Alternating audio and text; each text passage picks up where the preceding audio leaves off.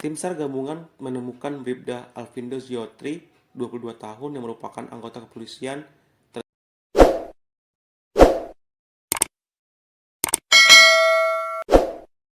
yang terseret arus laut Pantai Gomatu, Kecamatan Waicindi, Kabupaten Pesisir Barat. Mohon izin pimpinan melaporkan dari tim SAR gabungan yang melaksanakan pencarian hari ketiga. Kondisi membahayakan manusia, satu orang terseret ombak di Gomatu, Kerui, Pesisir Barat, Provinsi Lampung. Dan 07:10 kami di posko mendapat informasi bahwa ada nelayan dari Pulau Pisang melihat ada mayat mengapung.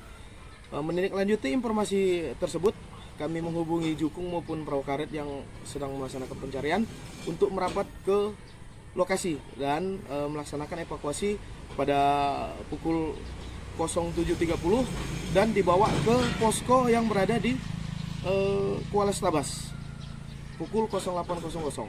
Selanjutnya korban dievakuasi ke Puskesmas Kerui. Adapun data korban atas nama